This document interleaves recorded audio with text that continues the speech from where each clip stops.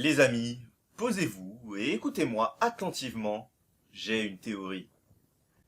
Est-ce que Pokémon Legends ZA n'annoncerait pas la fin de Pokémon?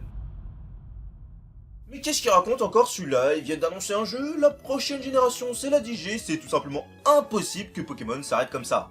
Calme-toi et installe-toi confortablement et à la fin de la vidéo, tu comprendras sans aucun doute pourquoi j'en suis venu à cette conclusion. Pas si vite mon ami. Pour ce mois de mars, nous vous offrons à nouveau un tripack Clash des Rebelles avec cette fois-ci un petit Rayquaza pour l'accompagner.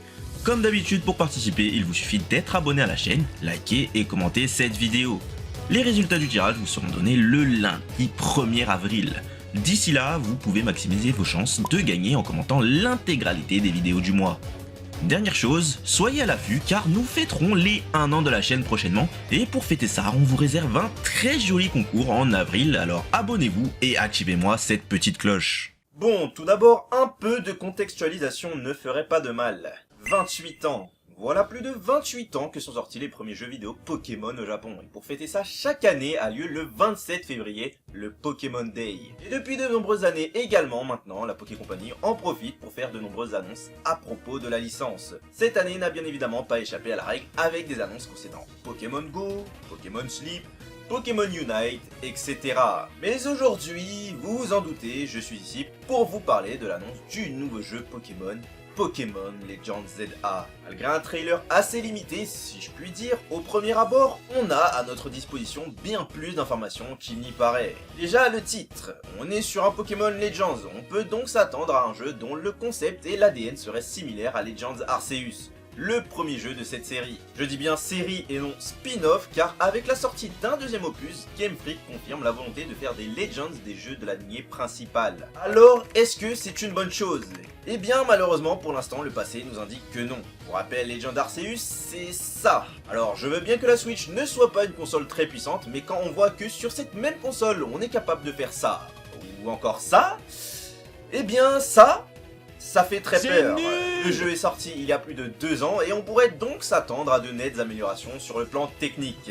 Oh my god, bro. Oh, hell no, man. What the fuck?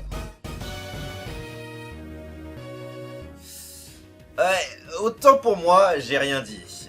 Le point que j'essaye de soulever ici, c'est qu'on a beau aimer autant que l'on veut Pokémon, nous sommes forcés de constater que la Poké Company se fiche de faire de bons jeux. Ils sont uniquement là pour faire des jeux car ils savent que ça se vend. Je trouve ça vachement regrettable, surtout quand on voit que, outre le foutage de gueule sur la technique, les derniers jeux ne sont pas si mauvais que ça. J'ai personnellement kiffé jouer à Pokémon Écarlate, en tout cas au début, car d'un point de vue de lore et environnement, Game Freak a apporté de nouvelles choses plus ou moins intéressantes qui donnent encore une fois envie de se plonger dans les jeux. Mais les choses ne sont faites qu'à moitié. Même avec 2 DLC et un épilogue, le seul sentiment après avoir fini tout ça, c'est l'incompréhension. On nous parle de trésors enfouis de la zone 0 en nous teasant Terrapagos, le Pokémon mythique de la 9ème génération. Celui à l'origine de la mécanique de la terracristallisation. C'est pas rien. Et tout ce qu'on a, c'est un raid en fin d'aventure et une cinématique qui ne nous apprend concrètement rien du tout sur le Pokémon.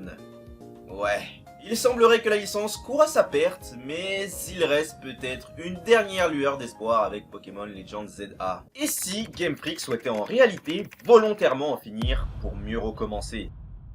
Si vous le voulez bien, revenons un peu plus en détail sur le trailer du nouveau Pokémon Legends. Comme je l'ai dit précédemment, on est sur un trailer assez creux, qui ne donne que peu d'éléments, mais certains ne sont pas passés inaperçus auprès de la communauté, et de nombreuses théories plus intéressantes les unes que les autres ont vu le jour. Déjà, commençons par ma deuxième théorie préférée, celle des starters. Je commence par celle-ci car ces éléments étaient déjà sous nos yeux bien avant l'annonce du jeu lui-même. Pour info, si jamais vous ne le saviez pas, Pokémon Legends ZA se déroulera à Illumis, ville de la 6ème génération inspirée de Paris. Qui dit Paris, dit France bien évidemment. Et bien, lors du trailer du 2e DLC de Pokémon Écarlate, il y a un moment qui, en regardant bien, ne peut pas être qu'un simple hasard. Vous allez très vite comprendre où je veux en venir. On a d'abord 3 duos de starters qui sont présentés. Hérissandre et Poussifeu, Moustillon et Tiplouf, et Brindibou et Vipelière. Si vous avez joué à Legends Arceus, vous devez très vite faire le rapprochement, car en effet, les 3 premiers Pokémon de chaque duo sont les starters présents dans Legends Arceus. Mais alors, pourquoi les 3 autres? Poussifeu a des inspirations de Poussin et de Coq une fois qu'il évolue, Tiplouf évolue en Pingoléon,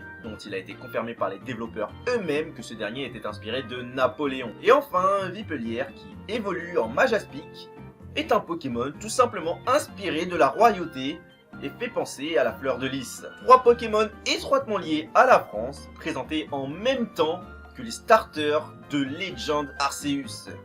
Cerise sur le gâteau, après ces duos, un Pokémon est présenté seul, et c'est d'ailleurs l'unique à présenter comme ça. Grenousse, starter de la 6G. Ça commence à faire beaucoup pour un simple hasard. Donc, on aurait déjà nos starters pour le prochain jeu, ou à minima, la volonté de Game Freak à nous laisser des indices. Il y a de nombreuses théories qui voudraient que le jeu se déroule dans le passé. Personnellement, je suis loin d'être convaincu que cela sera le cas, et qu'au contraire, on pourrait se retrouver dans le futur. Déjà, on parle d'un plan de réaménagement, de rénovation d'Illumis, donc on pourrait s'attendre à un renouveau par rapport à la ville que l'on connaissait déjà dans X et Y. Mais ce qui me fait surtout penser à ça, c'est le potentiel retour d'un personnage mythique de la licence. En tant que grand fan de la 5G, j'avoue avoir été déçu de cette annonce qui a tout simplement skip noir et blanc. Et pourtant, Pokémon n'a cessé de nous donner des éléments concernant la 5G, que ce soit sur Twitter, sur les jeux, dans les DLC, etc. Je vous l'ai dit, le thème de la royauté est clairement mis en avant dans ces annonces de Legends ZA. Ici, N, l'antagoniste de la 5e génération, faisait son grand retour. Commençons par le plus superflu. Déjà, rien qu'en observant le titre, on peut observer que le vert choisi n'est pas vraiment celui de Zygarde, mais se rapproche beaucoup plus de celui de N. Je sais, c'est très léger comme élément, mais attendez la suite. Encore une fois, il y a un lien étroit de royauté entre la 5e et la 6e génération. Mais à la base, on ignore totalement d'où vient N. Il se pourrait que la région d'origine de ce dernier soit Kalos et qu'il soit issu de la lignée royale de cette même région. Après les événements en 5G, ce dernier aurait peut-être fait le choix de retourner dans sa région d'origine pour accomplir sa volonté. Parce que oui, justement, sa volonté, elle aussi, est liée au trailer. Lorsqu'on en fait un petit peu attention, il est indiqué que le plan de réaménagement d'Illumis a pour but de créer un lien où humains et Pokémon pourraient cohabiter en paix. Ça ne vous dit rien ?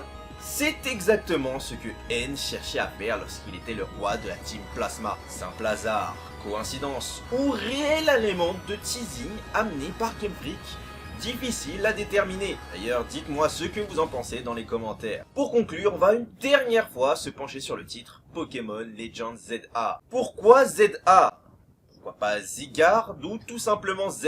Cela pourrait faire référence à AZ ou Az, un personnage emblématique de la 6G qui ferait donc son grand retour dans ce Legend. Certaines théories tentent à dire que le jeu se déroulerait dans le passé, racontant son histoire avec la guerre, l'art mythique, etc. Mais je ne suis pas d'accord avec ça. Je vois pas trop l'intérêt de développer un jeu autour de ça car nous connaissons déjà cette histoire. En revanche, je n'écarte pas le fait que le personnage soit peut-être présent dans le jeu car celui-ci est immortel et donc peu importe l'époque, il peut être là. Mais si le ZA avait une signification bien plus profonde que ça. Comme je l'ai dit, je pense que le jeu se déroulera dans le futur. On pourrait imaginer qu'au terme de l'aventure, il y ait un événement qui viendrait totalement bouleverser le monde de Pokémon tel qu'on le connaît, et donc mettre un terme au monde de Pokémon. Après ce Pokémon Legends ZA, nous aurons sans doute un remake, mais aussi et surtout la 10e génération. Un nombre qui n'est pas anodin.